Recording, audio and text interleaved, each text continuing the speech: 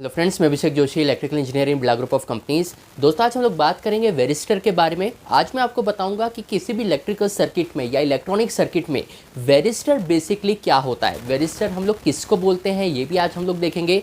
Varistor का purpose क्या होता है, किस पर्पज़ को सॉल्व करने के लिए सर्किट में वेरिस्टर का यूज़ किया जाता है ये भी आज हम लोग देखेंगे।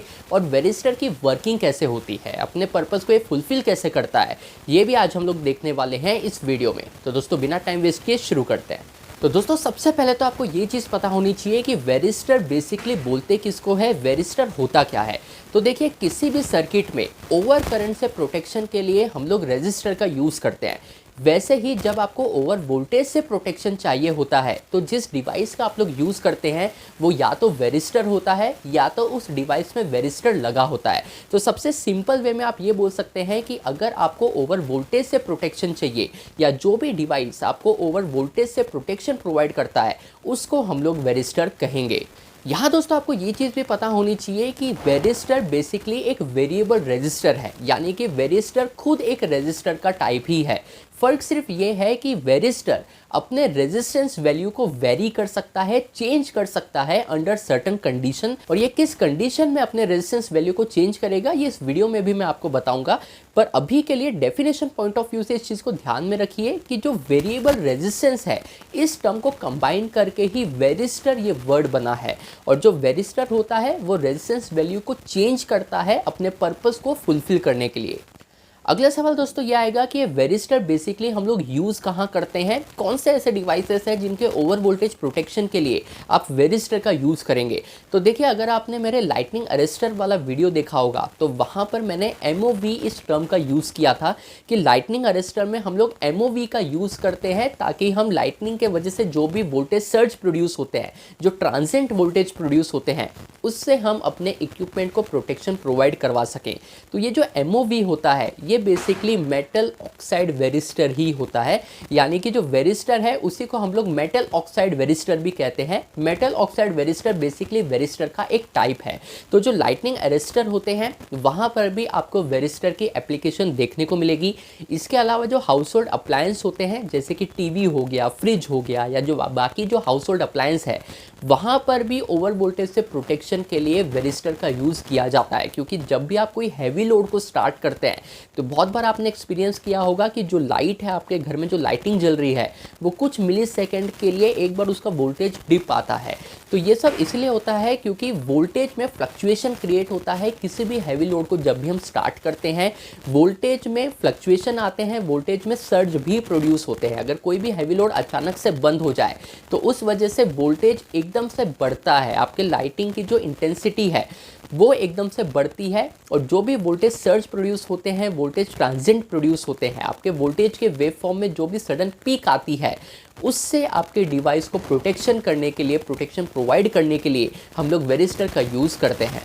अब दोस्तों, अगला सवाल ये आता है कि ये जो वेरिस्टर है ये किस तरीके से ओवर वोल्टेज प्रोटेक्शन किसी भी इक्विपमेंट को प्रोवाइड करता है। तो देखिए, एक बेसिक सी चीज़ आपको और पता होनी चाहिए कि जिस इक्विपमेंट को आपको ओवर वोल्टेज से प्रोटेक्शन प्रोवाइड करना है उसके पैरेलल में आप वेरिस्टर को कनेक्ट करेंगे। वेरिस्टर कभी भी सीरीज़ में कनेक्ट नहीं होते, ये हमेशा इक्विपमेंट के पैरेलल में कनेक्ट होते हैं।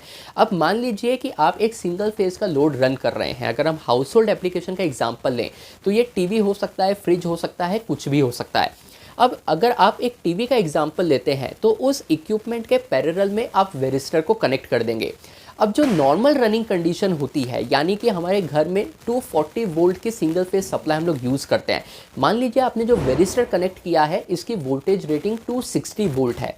तो अप टू 260 वोल्ट, यानी कि जब तक आपके टीवी में 260 वोल्ट तक की सप्लाई जा रही है तब तक वेरिस्टर इसको नॉर्मल कंडीशन मानेगा और ये वेरिस्टर अपने खुद के थ्रू करंट को फ्लो नहीं होने देगा। यानी कि नॉर्मल रनिंग कंडीशन में वेरिस्टर का जो सर्किट है ये ओपन रहेगा। जो भी सप्लाई है ये फेज के थ्रू आपके टीवी में जाएगा और न्यूट्रल के थ्रू रिटर्न होके एक क्लोज लूप क्रिएट करेगा, एक क्लोज पाथ क्रिएट करेगा, जैसे हमारा फेज और न्यूट्रल की नॉर्मल वर्किंग होती है।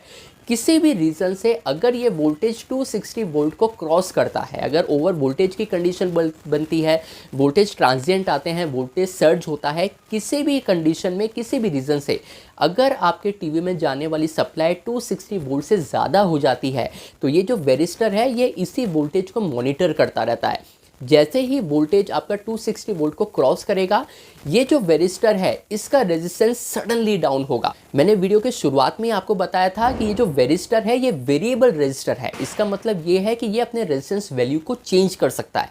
वहाँ मैंने बोला था कि ये किस कंडीशन में चेंज करेगा ये भी मैं आपको बताऊंगा। तो यही वो कंडीशन है कि आपका वेरिस्टर जिस वोल्टेज रेटिंग का है, जैसे इस केस में हमने 260 वोल्ट का वेरिस्टर लिया है, तो इस वोल्टेज रेटिंग के अबव अगर आपका वोल्टेज फ्लो होता है सर्किट में, तो वहां पर आपका जो वेरिस्टर है ये अपने रेजिस्टेंस वैल्यू को सडनली ड्रॉप करेगा, जिसके वजह से जो करंट है ये टीवी के थ्रू फ्लो नहीं होगा, अब ये आपके वेरिस्टर सर्किट में से फ्लो होने लगेगा, क्योंकि करंट की टेंडेंसी होती है कि वो हमेशा लो रेजिस्टेंस पाथ ही फॉलो करता है। तो जैसे ही वेरिस्टर अपने रेजिस्टेंस वैल्यू को सडनली ड्रॉप कर देगा, वैसे ही वेरिस्टर के थ्रू एक लो रेजिस्टेंस पाथ क्रिएट होगा और करंट आपके टीवी के जगह वेरिस्टर के थ्रू फ्लो होगा और न्यूट्रल के थ्रू अपने पाथ को कंप्लीट करेगा। अब ये जो वेरिस्टर ने रेजिस्टेंस की वैल्यू सडनली ड्रॉप की है, ये रेजिस्टेंस इतना ज़्यादा ड्रॉप हो जाएगा कि वेरिस्टर के थ्रू एक शॉर्ट सर्किट की कंडीशन अराइज होगी between face and neutral.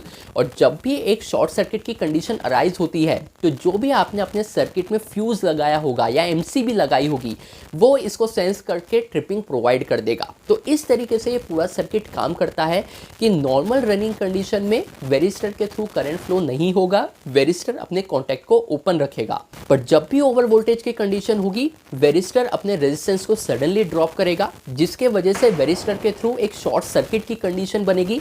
Current low resistance path को फॉलो करने के लिए वेरिस्टर के थ्रू फ्लो होगा, और क्योंकि एक शॉर्ट सर्किट की कंडीशन बन रही है, क्योंकि वेरिस्टर का रेजिस्टेंस सडनली ड्रॉप हो गया है, फेस और न्यूट्रल के बीच में जो शॉर्ट सर्किट कंडीशन बनेगी, उस वजह से करंट का मैग्नीट्यूड इतना ज़्यादा हाई जाएगा कि ओवर करंट का जो आपने डिवाइसेस लगा रखे हैं, ओवर करंट से प्रोटेक्शन के लिए आपने जो फ्यूज़ या एमसीबी लगा रखे हैं, वो ट्रिप हो जाएंगे और आपका जो इक्विपमेंट है, जो टीवी है या जो फ्रिज है, वो डैमेज होने से बच जाएगा।